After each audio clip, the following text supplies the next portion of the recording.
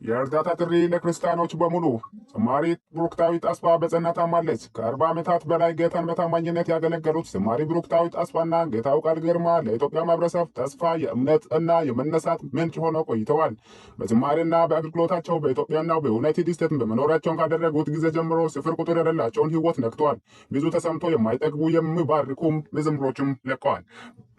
በጥልቅ የተወደዱ የተከበሩ እና ሁልጊዜም ለሌሎች ያለ ፈቃደኝነት አገልግሎታቸውን የሚሰጡ ናቸው። ዛሬ ከእነርሱ ጋር መቆም ተራችን ደርሷል። 2014 ጀምሮ ብሩክታዊት ከባድ የጤና እክል አጋጥሟታል። በአንጎል ውስጥ የደም መርጋት በሰውነቷ ግራ በኩል ላይ ተጽዕኖ ህመም አሳድረዋል። ክንዷንም እግሯንም ላይ ደርሶ ነበረ። በድፍረት እየተዋጋች ቆይታለች። ይህም ሆኖ ግን በሚያስደንቅ ጥንካሬና እምነት ማገልገሏን መዘመሯን ማብረታቷን ቀጠለች። በየካቲት 2026 በፊላደልፊያ በሚገኘው ሆስፒታል እጅግ ውስብስብ የሆነው 10 ሰዓት የአንጎል ቀዶ ጥገና ተደርጎላት ነበረ። በእግዚአብሔር ጸጋ ቀዶ ጥገናው በድል ተጠናቀቀ።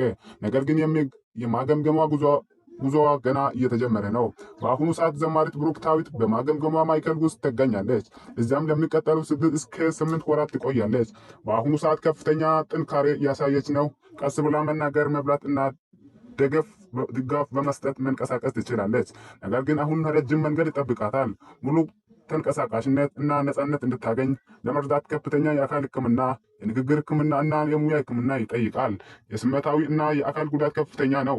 ነገር ግን የገንዘብ ሸክሟም እንዲሁ ነው። ብዙ ድጋፍ ቢኖርም የቀዶ ጥገና ቀጣይነት ያለው ሕክምናና የሕክምና እንክብካቤ ወጪ ከፍተኛ የገንዘብ ሸክም በመሆኑ ሕክምናው እየቀጠለ ሲሄድ ወጪዎቹም እንደሚጨምሩ ይጠበቃል።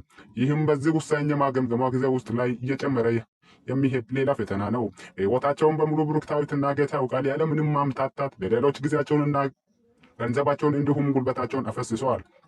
አሁን ግን የእኛን እርዳታ ይፈልጋሉ። ድጋፍ በቀጥታ ወደ ብሩክታዊት የሕክምና እንክብካቤ ማገምገሚያ ይሄዳል። ልክ ብዙዎችንም እንደምንደግፈው ሁሉም ብሩክታዊትና ጌታው ቃል እንደመደገፍ እንደ ማህበረሰብ እና እንደ ወንጌል አማኝ እንዲሁም እንደ ክርስቲያን አንድ ላይ እንሰባሰብ፣ በእነሱ ጎን እንቁም።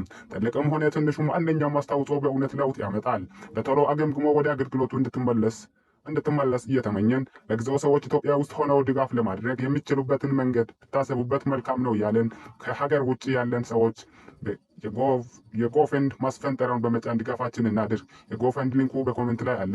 ሼር በማድረግ አንድ እርዳታ ነውና ለሌሎች ሼር አድርጉት። የእርዳታ ጥሪ